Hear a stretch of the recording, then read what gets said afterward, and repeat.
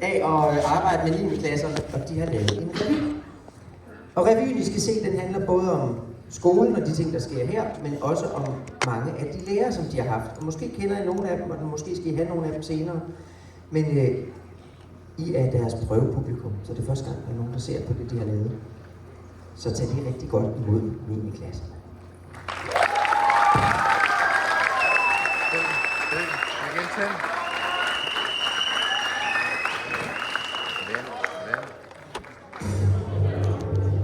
Ej, din klub.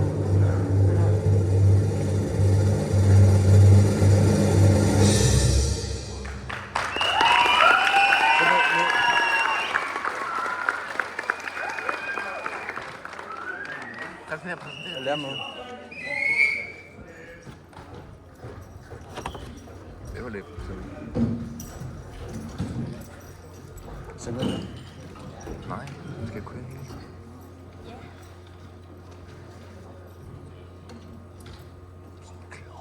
Ja, men så kan jeg lige starte med at krydse mig selv af. Så det er Mette.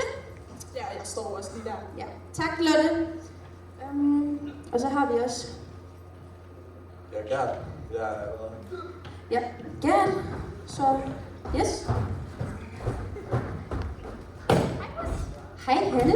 Så krydser vi Hanne af. Og Schmidt. Nu skal jeg lige se der. Yes. Og så har vi Wolf. Og Kirsten. Yes. Og så kommer Modvig. Ja. Og så har vi Gud og Camilla. Nu skal I se der. Og vi har Line. Vent. Nå, vi er her ikke alle sammen. Vi mangler KSP, Anders og Victor. Kom. Hvem er det? Nå. Ja. Ja, hej med jer. I kommer da lige lidt for sent, hva'? Sådan en smule. Ja, er I klar til at begynde? Ja. Så vi har jo aflyst turene for den her årgang i lige siden 5. klasse jo. Men vi kan jo ikke aflyse Berlin-turen, fordi så vil det jo fatte mistanke om vores tidligere planer. Ja, altså jeg vil bare lige sige, at inden der er nogen, der fik på foreslået det, så kan jeg altså ikke komme med den uge til Berlin. Ja, jeg havde planlagt, at det var sygt den uge, og så skal jeg sortere min fotomap fra Vietnam igen. Og ja, jeg vil lige huske bedre. Jeg har egentlig nævnt, at jeg har fået til bedre. Har du fået bedre? Det kan det være, at vi skulle syge. Nej, jeg kan ikke syge. Jeg skal lære min nuller på det. Jeg skal lære min søn på nullen. Så Mus, vi skal lige styre på Berlin-turen først, og så kan du cykle en tur. Så jeg har personligt lagt et budget til hele Berlin-turen, hvor det lige går op. Og der var også en lille overskud til Modvigs bryllup i Kenya. Jeg er på Modvig, må jeg godt låne en varmand. Ja, altså jeg kan jo heller ikke komme med. Jeg bliver nødt til at vælge fra, fordi det er jo ørnesæson, og jeg frygter altså, at dækningen ikke er god nok til at se ørne-tv i Berlin. Altså Kirsten, nu gør du det igen. Du er i gang med at gøre dit problem til vores problem.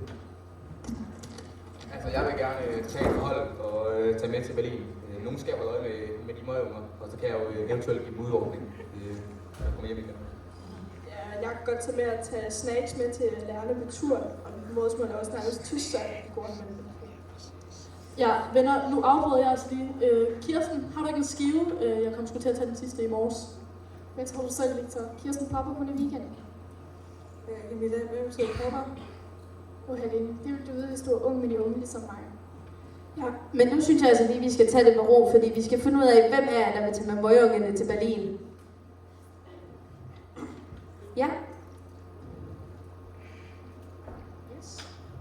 Jeg kan heldigvis heller ikke tage med. Jeg skal spille kamp med Old Boys, og for at være ærlig, så magter jeg heller ikke tilbringe 3 dage med den skåde overgang. Nu når han ikke gider, så skal jeg sgu nok melde mig frivilligt. Jeg skulle være træt af alle de ligninger og alle mine børn. De skal snart være blive klogere end jeg er. Ja, men det er også helt fint, Wolf, du har jo allerede booket hotellet. Men Wolf, har du tjekket, om hotellet er godt, om det ligger i et godt område? Altså, jeg har været der før, og det var bare så fint. Ja, og Kirsten, hvad var det, der skete sidste gang, vi stod på dig? Du sprang næsten fysiklokalet i luften. Nu er det simpelthen stop med lidt drama. De er fandme værre end af. Alle drama der overalt, mand.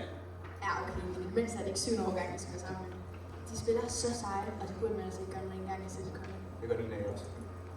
Jeg kan mærke, at der er ekstremt dårlig stemning derovre, så jeg tror sgu, jeg smutter. Jeg skal lige hente Emil fra dagplejen. Altså, hvis Anders går, så tror jeg sgu også, at Victor, vi smutter. Vi skal lige en tur hen og hente børnene. Altså, hvornår lukker den dagpleje, Anders? Klokken 18, men der skal der trafik. Ja, men jeg synes, når I tre vælger at gå, så synes jeg bare, at vi alle sammen skal gå og tage møde i næste uge. Og don't do drugs, Kirsten.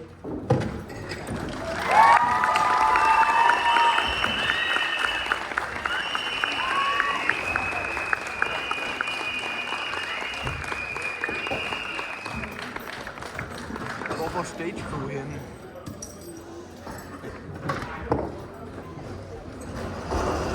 Der er vi. Mikrofonen er væk, så starter vi. Mikrofonen er væk. Så skal du klikke den væk.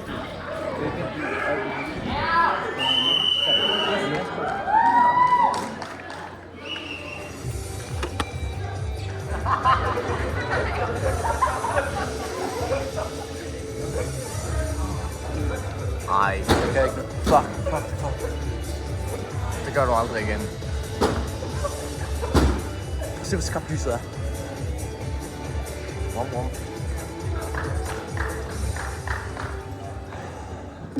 Hej, mit navn er Anders Rasmussen. Jeg er fra TB i 30'erne. Jeg kan godt lide at cykle en masse, og så drikker jeg en masse kaffe om dagen, og i weekenderne, når jeg er til de her fantastiske kampe med AGF, så drikker jeg en masse vand. Og det er selvfølgelig AGF, der er hjerteholdt.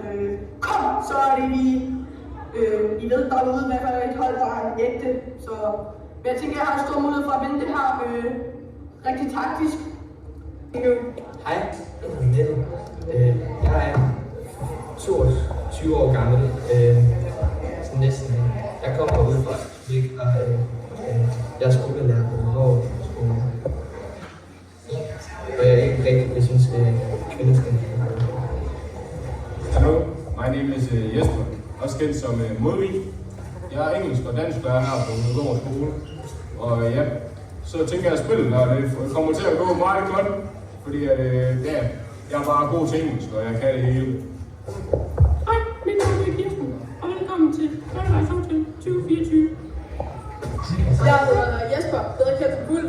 Jeg er godt om i mine 30'ere tæt på 40'erne, og jeg er rigtig klar til det her spil. Jeg tror, jeg er helt klart, at mine fysik-kemi-evner og mine matematik-evner kommer til at hjælpe mig rigtig godt frem. Er du bedre for kaffe, eller hvad? Nej, det skal bare mit varme vand. Det skal man jo have noget af, ikke? Hej, mit navn er Gert Clausen. Jeg er 52 år gammel og en tysklærer. Mit yndlingssprog er selvfølgelig tysk. Og Fædrelandsskolen! Jeg håber selvfølgelig, at jeg kan få ungerne til at deltage mere aktivt i timerne. Og det var det. Den næste. Scooter. Ned igen. Der. Det er sgu lidt noget for. Som mange af jer nok godt ved, så har vi nogle meget kendte og berygtede scooterboys her i byen. Og det kan jeg rigtig godt lide tit at være så lidt til foran pigerne herovre. Men det er altså ikke altid, at der er forventning om, hvordan pigerne tænker, er det samme som, hvordan virkeligheden er. Så lad os lige prøve at se, hvordan deres forventninger så ud.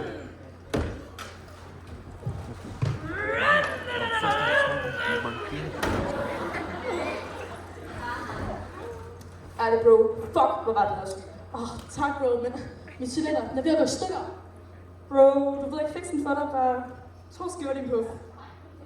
2 skiver, bro, er du fuldstændig trykket op i roen. Ja, bro, det er fandme rykket sagt. Okay, bro, vi har en deal, hvis din puff er 1 skive. Så snakker vi, bro. Kom on der, bro. Og bro, alle pigerne kigger på jer, de vil fandme have jer, mand.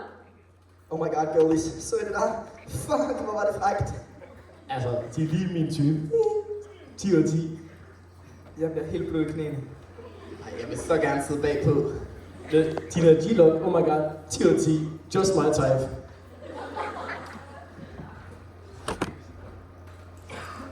Det er altså ikke helt sådan, det normalt ser ud. Så lad os lige prøve at se, hvordan det ser ud i realiteten.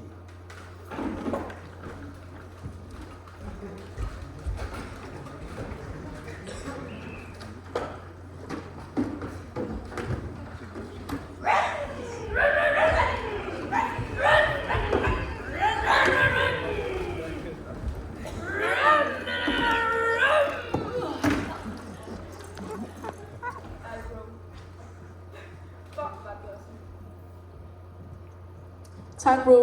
Min cylinder, den er ved at gå i stykker. Bro, du ved ikke fik sådan en spotter, bare 2 skiver af din puff. 2 skiver? Bro, du er jo fuldstændig trykket op i roen. Ja, bro, det er fandme rykket sagt. Okay, vi har en deal, hvis det er 1 skiver af din puff. Så snakker vi, bro. Kom og not all. Bro, på kig af pigerne, de vil fucking have jer, mand. Oh my god, girlies. Så det var. Fuck, det var kikset. Fy for satan. Shootout til. Jeg ved ikke helt, hvad de tror, de er derovre. Totale wannabe homeboys. Prøv lige at se, de står og kigger herovre lige nu. Ew. Lad de G-Lock. Fy for altså, kill me.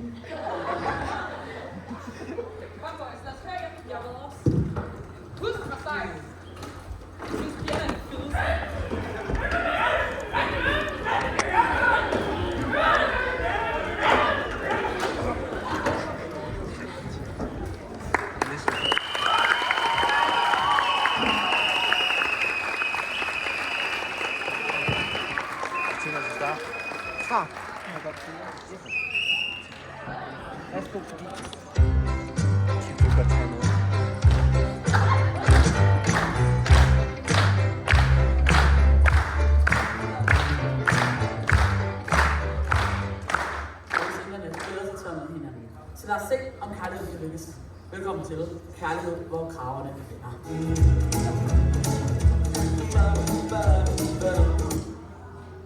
Goddag. Jeg hedder Jesper Rødvig. Startede på Horsens og arbejder som lærer. Jeg søger en kvinde, der ikke skal snakke lige så meget, som jeg gør. Hvis du kommer ind på et tidspunkt, så skal du ikke regne med, at vi kommer ud fra igen. Desuden så vil jeg også gerne have en kvinde, som er lige enig med mig om, at alle skal være lige. Jesper er en meget engageret mand i sin fag, men det kan godt blive lidt for meget nogle gange og handle lidt for meget om ligestilling. Det er han dog selv opmærksom på.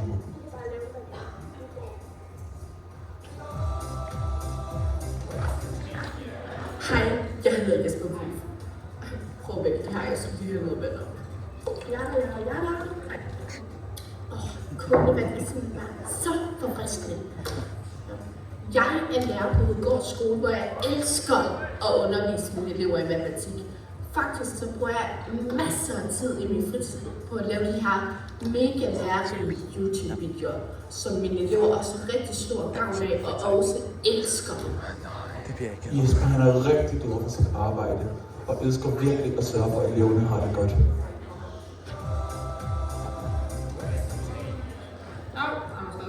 Jeg er jo kommet af den skole, jeg arbejder som idrætslærer, men jeg hader ikke mit job som rigtigt. Men jeg skal bare være akademiproblem til mit, så skal det nok gå. Jamen, min fritid, der er super, jeg løber hver eneste dag, altså. Og så har jeg søndag hjemme, og det eneste, jeg prøver at lære ham, det er at spille bundet med løbere. Og i weekenderne lever jeg af vand, og jeg slår sådan noget. Anders han elsker en god løbe- eller cykeltur i sejskoletiden. Og når han så ikke motionerer, elsker han at forberede sig i sammen med slideshows. Derudover så kan han rigtig godt lide at spille smart på gangene. Jamen, mit navn er Christian Schmidt. Jeg har simpelthen også lærer her på Udgårds skole. Og hvis du gerne vil videre et bord, så tror jeg ikke, du finder ud af det lige forløb i hvert fald, fordi at jeg er rimelig meget anonym, så hvis du skal videre et bord, så skal du være en rigtig, rigtig tæt person.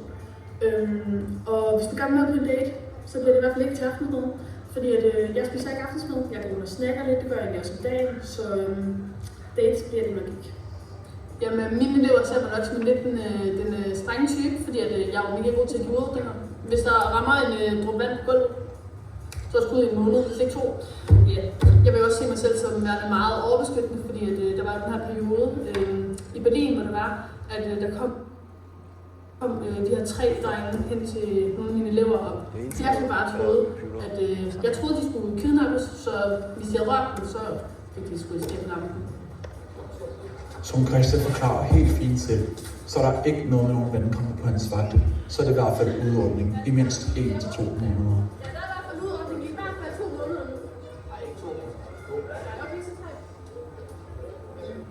Så fik vi kigget på nogle af vores desperate singlemænd, men lad os lige tage et kig på nogle af pigerne. Hej, hej Lisbeth. Kom fra Næstved. Jeg glæder mig til alle de dejlige fyre. Men der var én ting. Hvis det ikke er hun,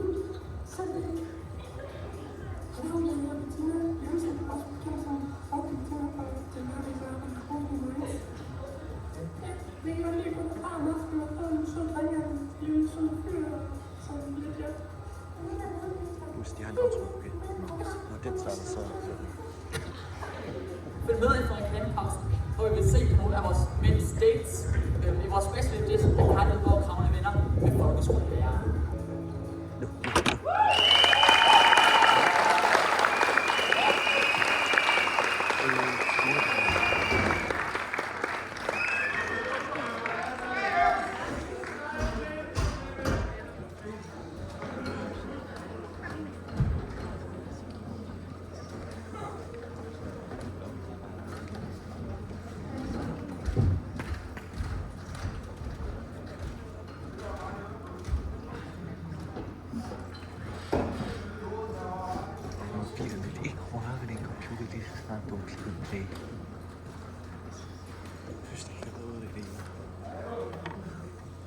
Hej, hej, jeg hedder Anne-Mette. Jeg er jeres psykolog. Jeg kan høre på, at her på 9. årgang, at I har nogle traumer, som jeg vil uddybe. Så jeg bare fortæl, jeg er her. Ja, altså, det hele startede jo til vores første anlægsfest i 8. klasse. Altså, det var som et levende mareridt. Ja, kan du uddybe det lidt mere? Ja, der blev taget en video.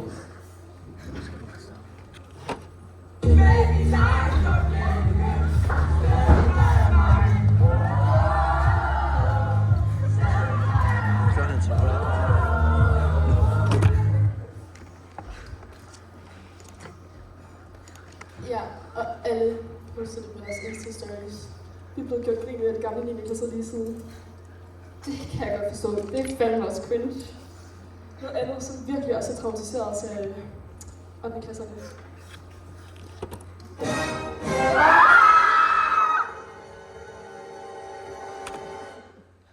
Gud, hvad er det, de lige præcis har gjort?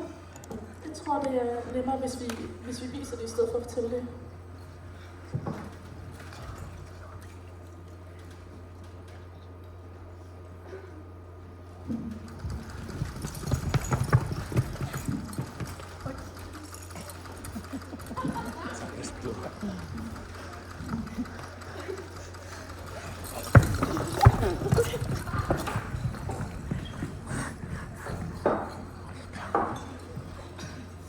Men det skulle jo det værste.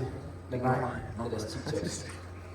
Ja, altså, de twerker, og deres bryster, de sidder helt op i halsen på dem. Altså, det ser fuldstændig forfærdeligt ud. Det gør bare så ondt at kigge på. Okay, jeg kan godt mærke, at det bliver lidt for meget for mig nu. Jeg ved ikke, jeg har lidt brug for lidt mere beroligende musik til mig selv. Hvis du...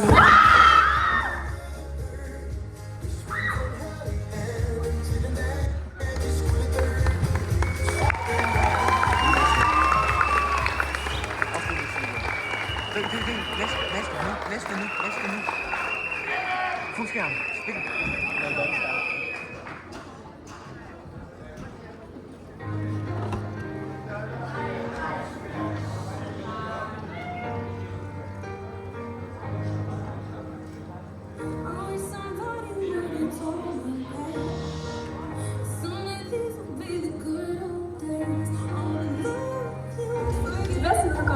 Vores venner. Jeg synes, det bedste ved Middelgård skole er Savannah. Det bedste ved Middelgård skole er at få virkelig gode venner og min åndssvage kæreste.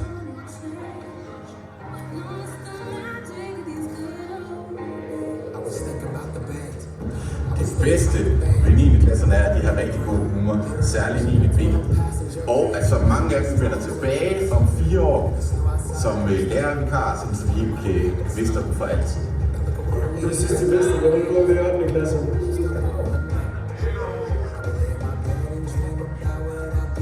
Ja, jeg synes, det bedste ved vores skole, det har været skolefodbold. Fordi at de ting, vi har fået som pokalfinalen og det team, vi har skabt på vores skole, det er genialt.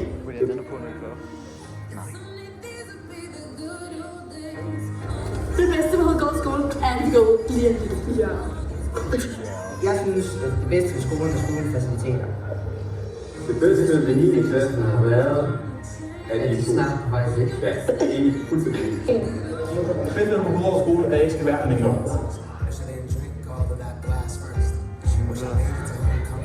Got up the courage to ask her, whisper Jeg synes, det bedste ved 9. klasserne har været at være sammen med dem i hverdagen her på skolen.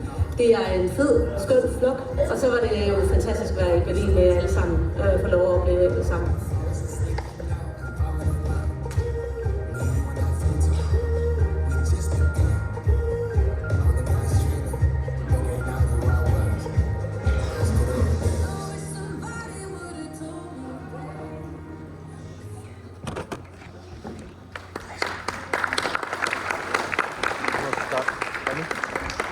Nu.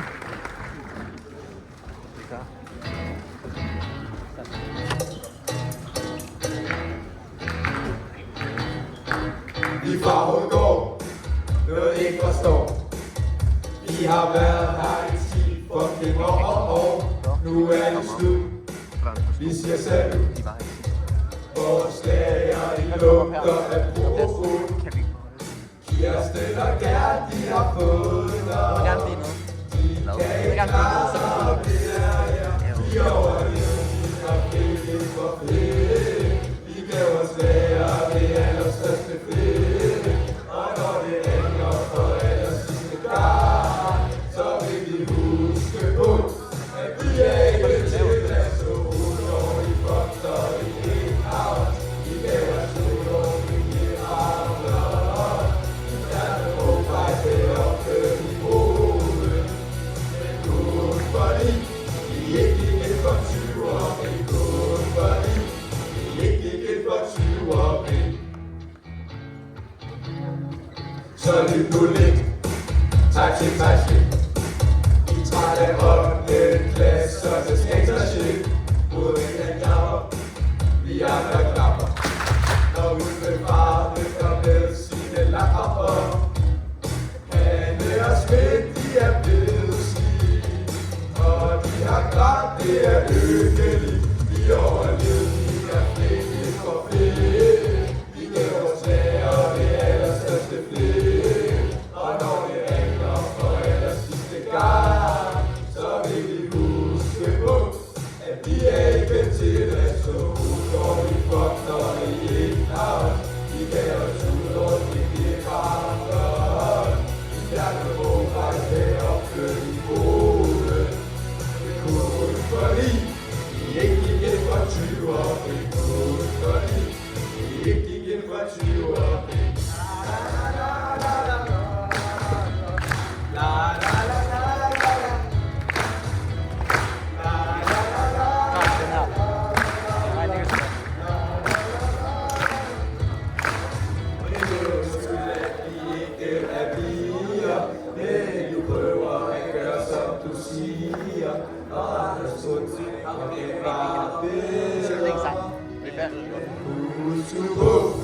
Vi er ikke til at slå ud, når vi fucker i et hav.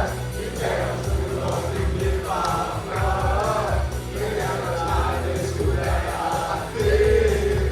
Og vi er kede af. Det er det sidste dag, nu er det slut, det for det. Vi kan os lære, det er der største fedt. Og når vi ringer for allersidste gang, så vil vi huske på, at vi er ikke til at slå. Huske på, at vi er ikke til at slå. Huske på, at vi er ikke til at slå.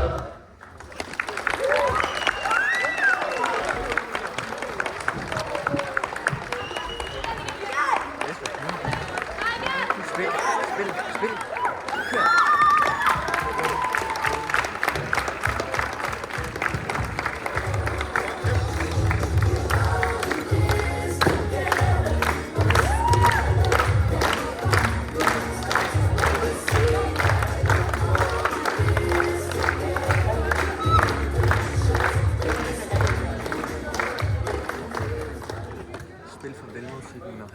Tak fordi I kom.